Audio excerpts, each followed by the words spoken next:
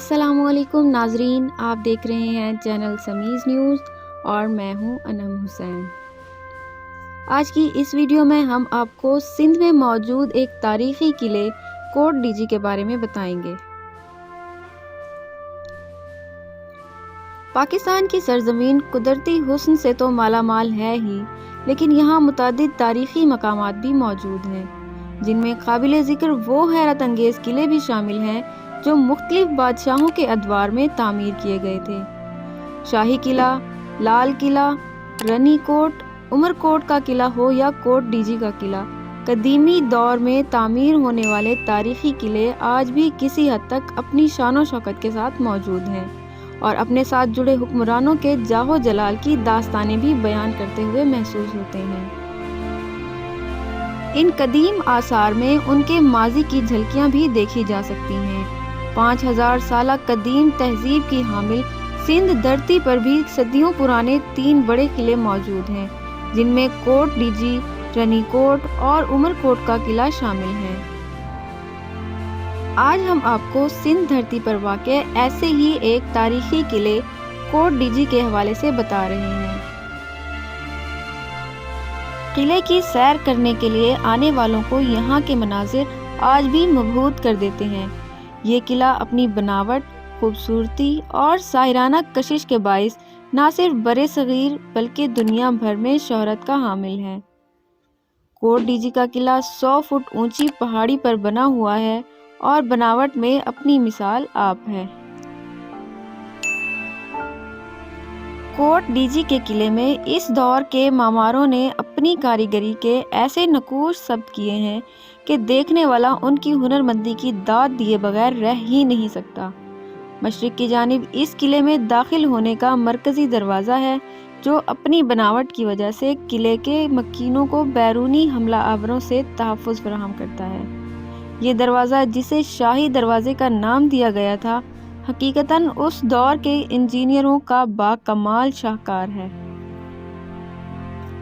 اس مقام کی مزید حفاظت کے لیے 2 برج تعمیر کیے گئے تھے، جو قلعے پر قبضہ کرنے کے لیے آنے والے لشکر کے لیے ٹریپ کا کام کرتے تھے۔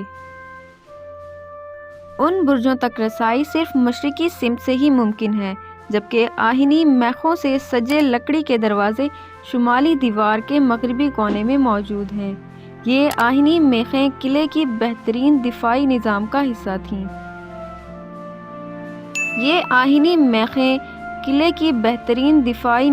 حصہ تھیں۔ ان کو اس طرح دروازے میں پیوست کیا گیا تھا، دشمن کے مسلح دستے یا ہاتھیوں کی فوج ان لکڑی کے دروازوں کو توڑ کر اندر داخل نہیں ہو سکتی تھی۔ شاید یہی وجہ ہے کہ قلعے کی پوری تاریخ میں اس پر کبھی حملہ نہیں ہوا۔ کوٹ ڈیجی قلعے کی تعمیر چونے کے پتھروں اور مقامی ساختہ اینٹوں کی مدد سے ہوئی۔ اس قلعے کی تعمیر میں چونے کے پتھروں اور مقامی طور سے بنائی گئی اینٹوں سے کام لیا گیا ہے۔ جس پہاڑی پر اسے تعمیر کیا گیا، اس کی لمبائی 110 فٹ ہے، جس کے اوپر قلعے کی دیواریں مزید 30 فٹ بلند ہیں۔ اس کے علاوہ یہاں فوجی نقطۂ نظر سے 3 ٹاور بھی بنائے گئے تھے، جن کی بلندی 50 فٹ کے لگ بھگ ہے۔ قابل ذکر بات یہ ہے کہ یہ قلعہ جس دور میں تعمیر کیا گیا تھا، اس وقت جنگ و جدل میں توپوں کا استعمال عام ہو گیا تھا۔ اس بات کا اندازہ اس کے ڈیزائن اور پوزیشن سے بھی لگایا جا سکتا ہے۔ یہاں توپوں کے لیے متعدد اسٹیشنز موجود ہیں، اور چونکہ یہ عمارت ایک تنگ راستے پر بلندی پر واقع تھا، اس لیے دشمن کی توپوں کو طویل فاصلے کے باعث زیادہ مدد نہیں ملتی ہوگی۔ علاوہ ازیں شاہی دروازے سے داخلے کے علاوہ بھی اس میں 3 چھوٹے خفیہ راستے موجود ہیں، جو ہنگامی حالات میں استعمال کیے جاتے تھے۔ شاہی دروازے سے گزرنے کے بعد چھوٹے نیم بیضوی کھلے حصے میں تینوں اطراف اونچی دیواریں ہیں، جو کہ مرکزی قلعے تک چڑھائی کے ذریعے رسائی فراہم کرتی ہیں۔ دوسرے دروازے سے گزرنے کے بعد ایک سرنگ نما راستہ آتا ہے، جس سے گزر کر اوپر کی جانب تیسرے دروازے پر پہنچا جاتا ہے۔ قلعے کا مرکزی حصہ اس مقام کی عقبی سمت میں واقع ہے۔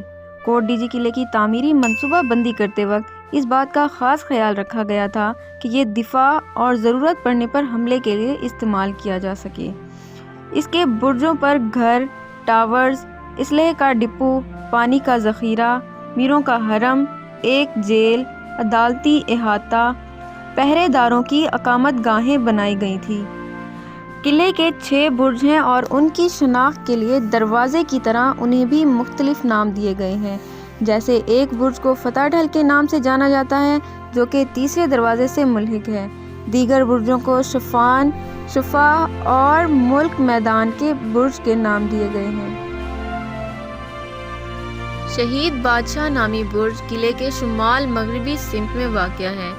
उस बुर्ज के नशीब में एक हुक्मरान का मकबरा बना हुआ है जो किसी जंग में मारा गया था, जिसकी मुनासबत से उसका नाम शहीद बादशाह बुर्ज रखा गया।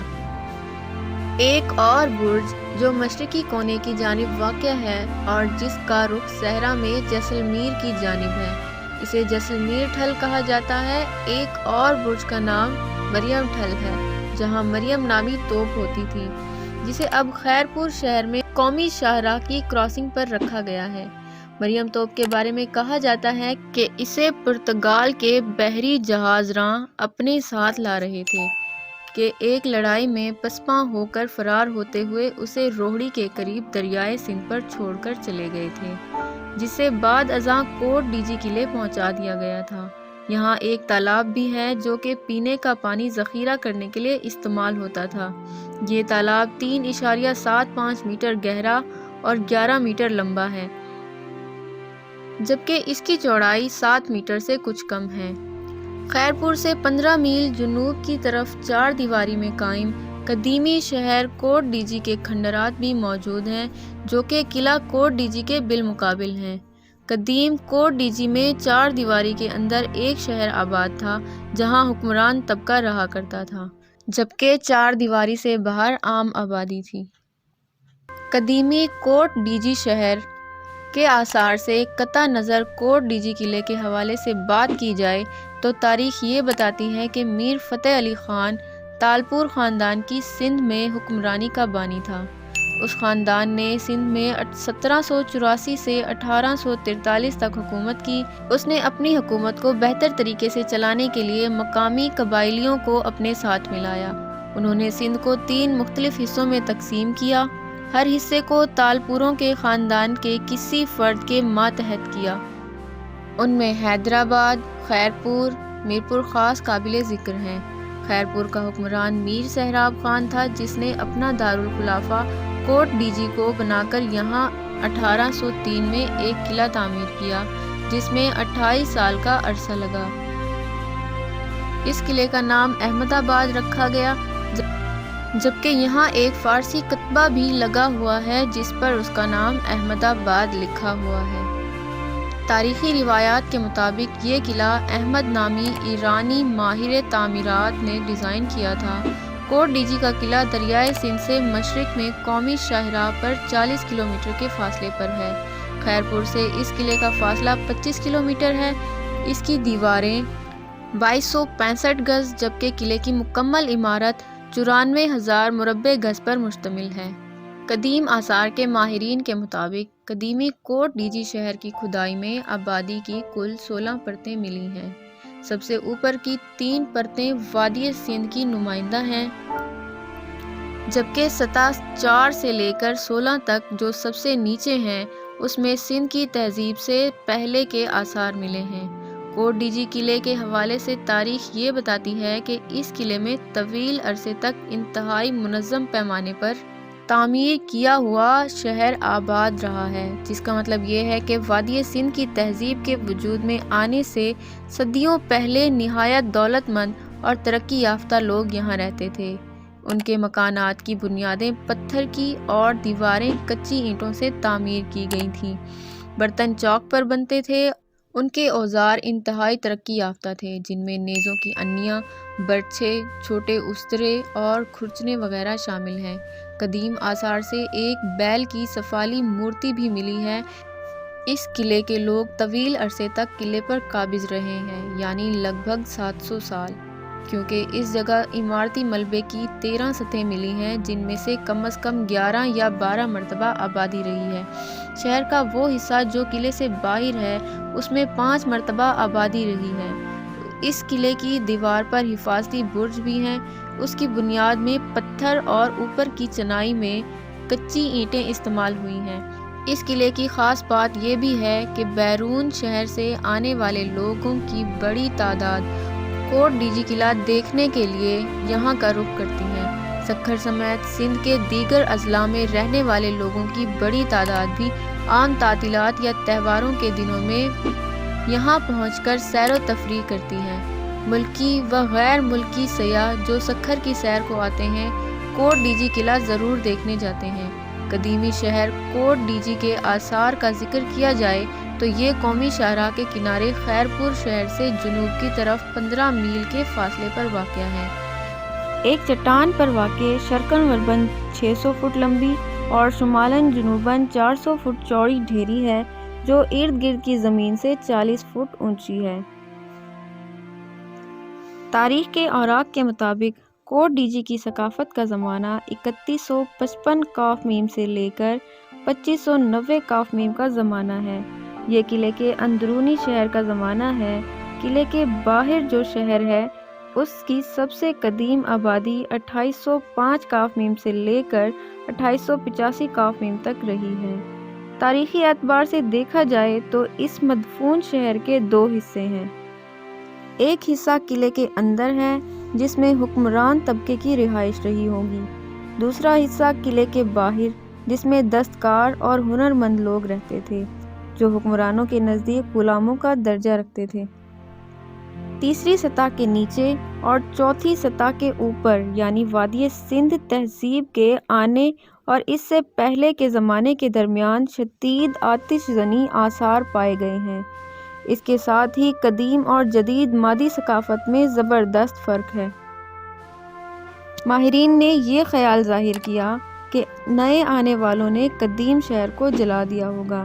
اس کے ثبوت میں مرکزی نقطہ یہ ہے کہ پہلے لوگ باریک دیوار کے نفیس برتن بناتے تھے جبکہ نئے لوگ موٹی دیوار کے برتن بناتے تھے۔ پرانے دور میں کم جگہ میں زیادہ برتن اور نہایت عمدہ معیار کے ملے ہیں، جس کا مطلب کہ وہ بہت زیادہ امیر لوگ تھے اور ان کی صنعت و حرفت بہت ترقی یافتہ تھی۔ قدیم ترین شہر کوٹ ڈیجی کے آثار کو وقت کے بے رحم لمحے اجاڑتے جا رہے ہیں، جبکہ اس عظیم الشان قلعے کے در و دیوار بھی حکومت کے عدم توجہی کے سبب خستہ حالی کا شکار ہو گئے ہیں۔ اگر حکومت نے اس تاریخی ورثے پر جلد توجہ نہ دی تو خدشہ ہے کہ سندھ میں واقع قدیم ترین تہذیبوں کے یہ آثار تاریخ کی گرد میں کہیں گم ہو جائیں گے۔ ضرورت اس بات کی ہے کہ حکومت اس جانب خصوصی توجہ دے کر کوٹ ڈیجی کے قلعے سمیت تمام قدیمی آثار کو محفوظ بنائے۔ ان کی تزئین و آرائش و مرمت کا کام ہنگامی بنیادوں پر کرانا چاہیے۔ یہاں سیر و تفریح کے لیے آنے والوں کو سہولت فراہم کی جائے تو کوئی شک نہیں کہ سندھ کے یہ آثار جو کہ دنیا بھر کے سیاحوں میں بے حد مقبول ہیں، ان کی کشش سیاحوں کو یہاں کھینچ کر لائے گی، جس سے حکومت کو ریونیو کی مد میں خاطر خواہ آمدنی ہوگی۔